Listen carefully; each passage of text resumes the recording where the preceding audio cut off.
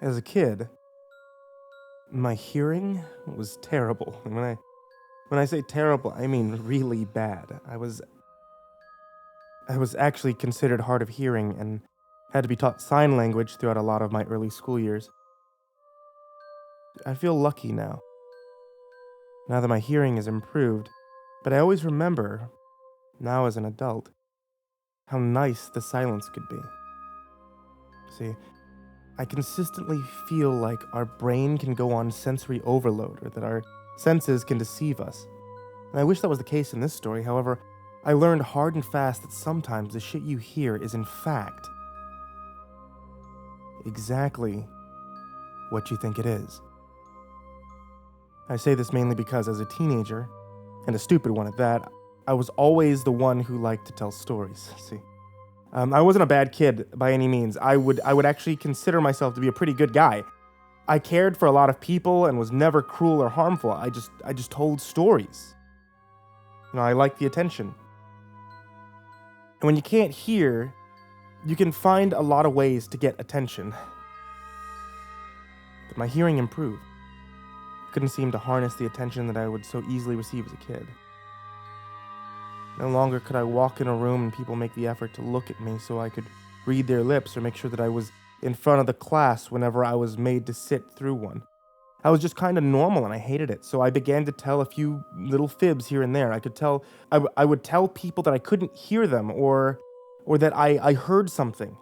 And it always added to the drama of any situation. I would use it to get out of fights with my parents or my brother. I would use it to get out of homework if I didn't do an assignment. No teacher's going to tell a kid who can't hear that it's his fault he didn't hear her say what the homework was. This bought me more of that attention that I crave pretty quickly. And I don't tell you all this to make you distrust me. In fact, it's quite the opposite. I tell you this so that you can know that I've learned my lesson. I tell you this because I have to be reminded of my mistakes all the time, at least once a week. Minimal. It always happens and probably always will. But I digress. Let's get you caught up. When I was about 17 or so, I had a job working down at the neighborhood convenience store. There wasn't any big chain store or anything, but it was slightly larger than a mom and pop. You could tell by the way that it was set up that it wasn't really built to be a convenience store. But in the city, real estate's real estate, and you take what you can get.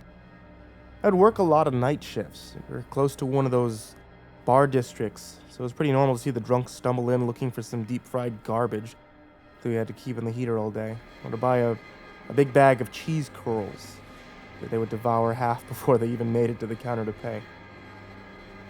And with the night shifts, I would be in the store until around 2 or 3 in the morning, depending on when I felt like closing up. I was lucky enough to have been promoted to the shift manager about 4 months before, which really just meant that I could finally lock up on my own and be on a shift by myself. Now in the city, you can imagine that there were a lot of homeless individuals hanging around, and every now and then I would have to step out and ask them to leave. They never really got aggressive when I would shoo them away or anything, so it was something that I grew pretty accustomed to, like I said, not often, but regularly enough. For this being the case, I grew to know the faces of most of the loiterers who had been standing outside the store to beg for change. The majority of them weren't that bad, and would just sit with their sign, not bothering anyone. I didn't mind them too much, and would leave them be for the most part. I only had to step up if they would start bothering the customers. I remember it was a pretty chill morning, probably about 2:30 in the morning. But it was a weekday, so the bars weren't really slammed. I had a few people stumbled in and buy a few things. I remember there was a guy walking in with a girl, obviously trashed, who still had vomit on the corner of her lips. He bought condoms. Made me feel queasy. I mean, it's not important to the story, it's just a detail I recall pretty distinctly about that morning. I finished mopping up the floor and put all the cash into the safe before walking around the shop to check for any straggling customers. Once I saw it was clear, I grabbed my bag of street clothes that I had changed out of at the beginning of my shift and headed out the door, hitting the lights behind me. I don't remember exactly which corner it was, but I know it was one that led into one of those hundreds of alleyways in the city. And all I could remember is being scared to death, but I still stopped walking for 2 seconds. Mind you that this is still damn near 3 in the morning. I lit my cigarette. It's a bad habit, I know. And all of a sudden, I feel something heavy land on my foot. It made me jump back, and I looked down to see a woman crawling out of the alleyway wearing nothing but rags. Her dark hair was a mess, and her skin was incredibly pale. She looked sick, but not the kind of sick that you would expect from one of the homeless people around here. She didn't look like an addict, or like she was on bad heroin binges or something. She just looked sick, or hurt, or both. It was dark out, so the details of that specific moment ran away from me. And not to mention, I get damn near shit my pants. She crawls closer to me, and I can hear her mumbling. I know she was trying to communicate with me, but I didn't want anything to do with this woman. I said something around the lines of, sorry, I can't hear very well, have a good night, and tried to walk away. She screamed as I started down the street. I turned around, and she was looking up at me, her cheek laying on the cold concrete, her mouth slightly open. She mouthed the words, "Help me," keeping her eyes on me the entire time I looked around for a car or anything to break her concentration. But the streets were empty. It was just her and me. I wasn't going to go near her, but from where I was, I asked her what was wrong. She kept her face on the sidewalk and mouthed those same two words again. "Help me." I could tell in her eyes that she wanted me to come closer, which in most cases I wouldn't even think about doing, but this woman looked to be in pretty bad shape.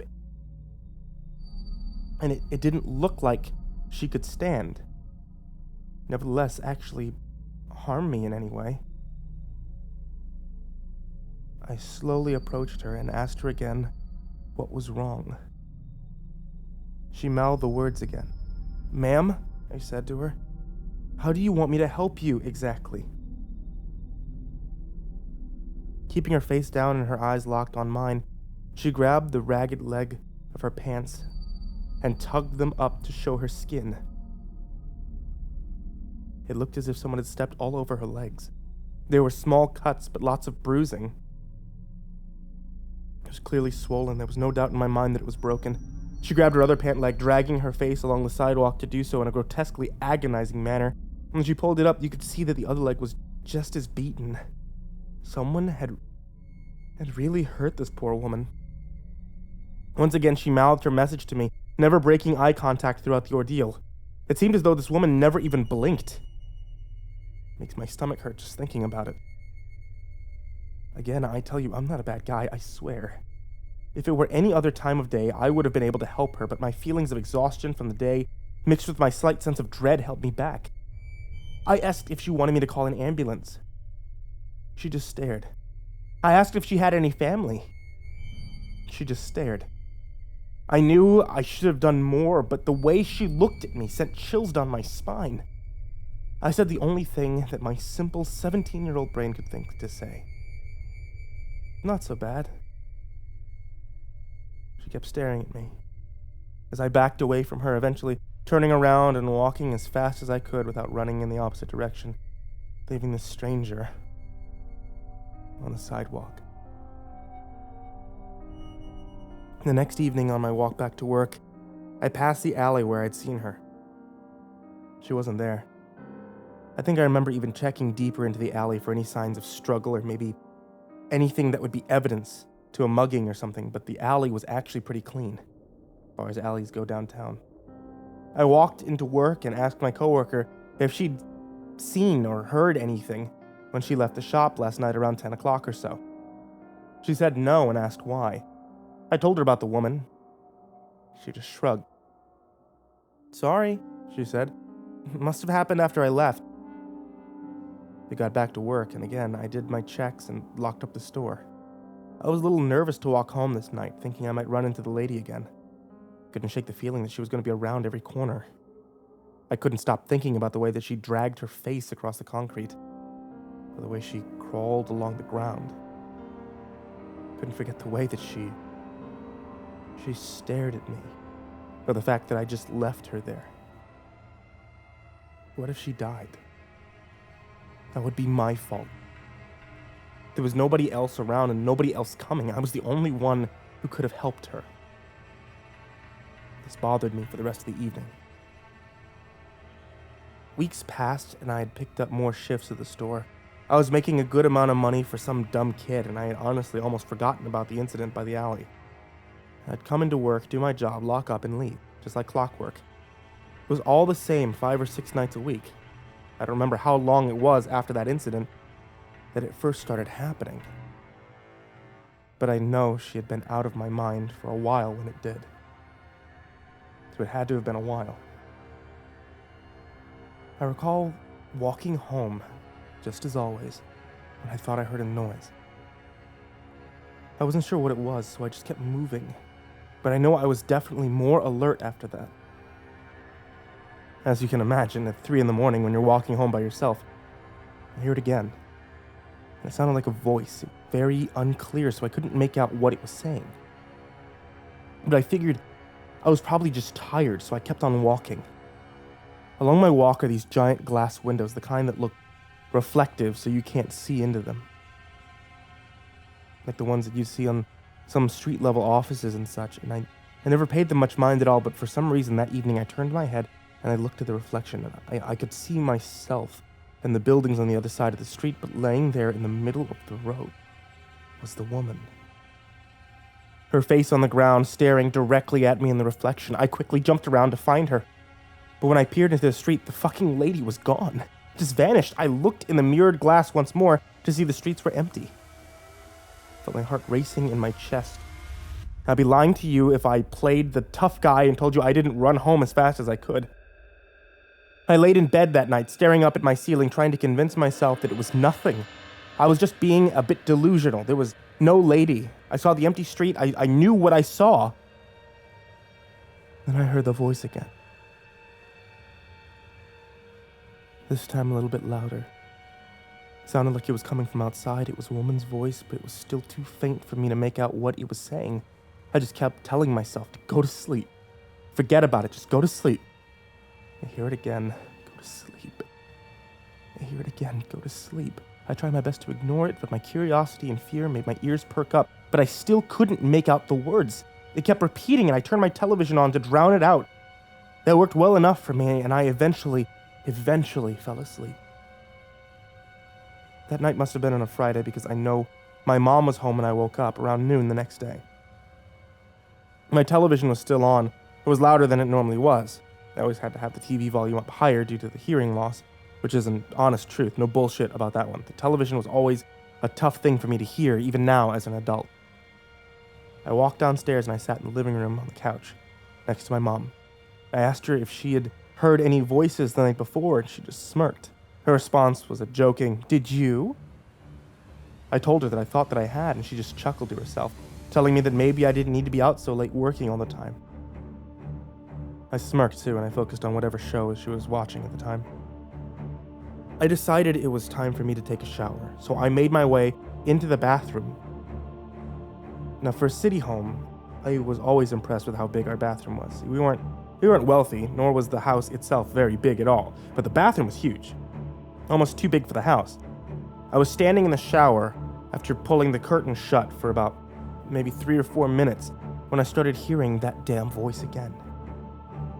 This time it seemed even closer, and this time I could make out what it was saying.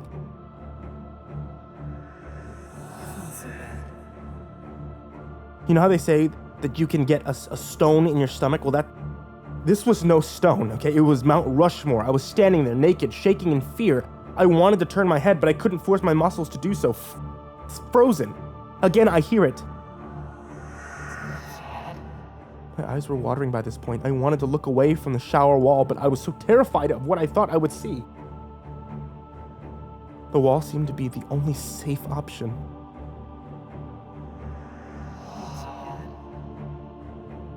It was even louder now. With a burst of energy, I forcibly cranked my whole body around to look out through the translucent shower curtain. There she was.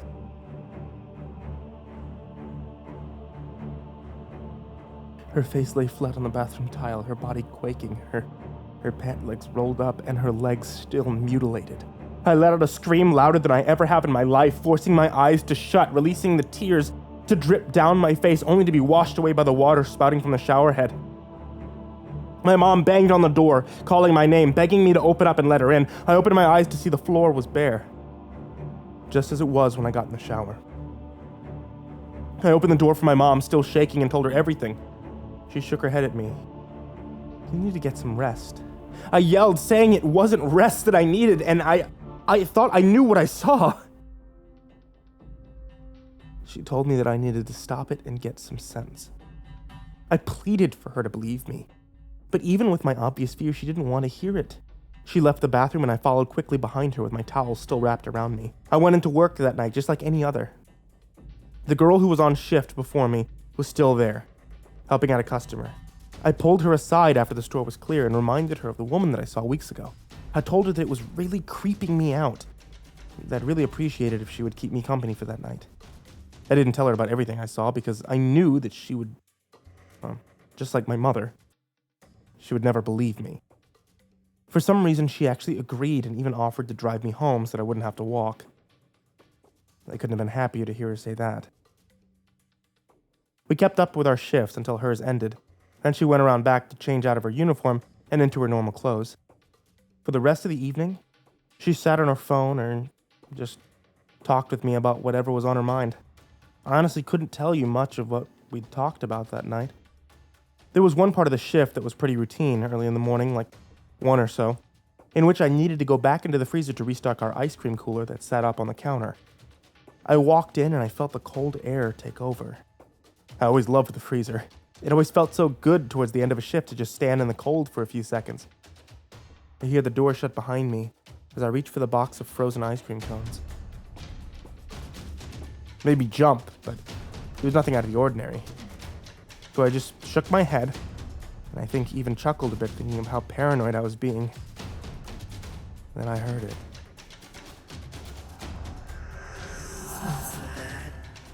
I looked down to see the woman at my feet. I jumped back and run to the door, grabbing the cold handle and hitting the door with my shoulders. Nothing. The door was locked. I started to bang on the door with both fists as I watched the woman crawl towards me. She kept repeating the same words. It's not so bad. Why the fuck didn't I help her? Why the fuck did I say that to her? Why the fuck did I just leave her there? I'm slapping my hands and crying for my coworker to come to my rescue. Suddenly the door swings open and I fall onto the floor, scurrying on the ground away from the freezer. What the hell's wrong with you? My coworker asked me. I couldn't make out words, so I just pointed to the freezer. She looked inside. It was nothing. Seriously? She yelled at me. If this is your idea of a joke, it's not funny, especially since I'm the one doing you a favor. Everyone is always doing you a favor. You don't appreciate any of it. That's just how you are. I can't believe people listen to you at all anymore. You're not funny. Going home. She walked around me, still on the floor shaking. I pleaded with her to stay, but she refused and slammed the door on her way out of the store. I was alone. I was scared. I was also very angry. I don't know where my brass balls came from, but after she left, I grabbed my jacket, I ran outside and down the street, not even stopping to lock the store. I made my way down to the alley where the whole thing began, and I screamed, "Where are you? Where the fuck are you?" I kicked a trash can, scattering garbage across the ground. I was crying and screaming. I didn't care who saw me or heard me. I repeated myself over and over for what seemed like forever, but was probably looking back on it in only 2 or 3 minutes until I heard that voice. There she was, back on the cold, hard ground. I walked up to her and yelled, "What do you want from me? Leave me the fuck alone!" It's not so bad. Stop it! Go away! Stop fucking bothering me! I'm sorry! I should have helped you, but I didn't! I fucking didn't! Oh, let me be! Her eyes were still attached to mine, and for the first time I saw her begin to smile. Her skin stretched and wrinkled as her lips curled up to her face. She put the palm of her hand flat on the concrete and lifted her torso up. She bent her broken leg under her body, letting it crack and pop as her knee found the stone beneath her. I took a step back, horrified. I listened to her bones snap as she lifted herself to her feet. I felt urine running down my leg. I pissed myself. She took a step towards me. Her one leg bent backwards, so hyperextended that it made her topple as she walked. all the while grinning and staring. I wanted to run so badly. I wanted to run. She took another step. Then another. And then another. Another. Tears were streaming down my face. My mouth hung open as she stood only 2 feet from me. She leaned in or opened her mouth to reveal her grisly smile. It's hard to describe how she looked at that moment, but I know she was paler now than ever. Her lips had no color, and she had far too many teeth for her mouth. She leaned in only inches from my face. Run, damn it, run! I couldn't. She smiled still.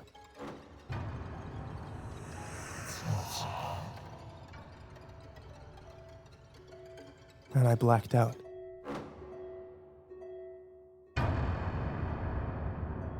I woke up still in the alleyway, smelling of urine right before the sun came up. I could feel my head pounding, so I knew I must have hit it when I landed. I sat up and looked around. I was alone. Thank God I was alone. I checked my body for bruises or scratches or bites or anything. Nothing. Untouched. I stood to my feet and I went home. I quit my job that next day. I didn't want to ever be near that alley ever again. I never wanted to be near that city again. I moved away about a month after the incident. The incidences have slowed down now, but now and then I hear her voice at night. Those nights can be tough. Whenever it happens, I'd shut my eyes and wait for it to stop. I've sort of grown used to it now. As weird as that may sound, my life is definitely very different now. No more swooning for attention, no more bullshit, no more playing stupid games to get what I want. Now that this is my life, I've learned to make the best of it. And really, it's not so bad.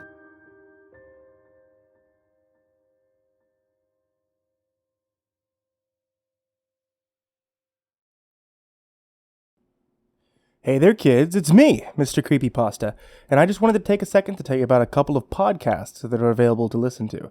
One of them is the MrCreepyPasta podcast. It broadcasts these same stories that you hear on YouTube, but a little bit more convenient for those of you who listen over mobile. It's available on iTunes and on Google Play. Also, the Dungeon Runners podcast is a new podcast starring me, General Drowned, and Matt. It's a comedy podcast where we talk about life, we talk about video games, and we talk about current events. If you want to hear the Dungeon Runners podcast, check out youtube.com/dungeonrunners, twitch.tv/dungeonrunners when we record live on Tuesdays, or it is available on iTunes and Google Play. Sweet dreams, kids.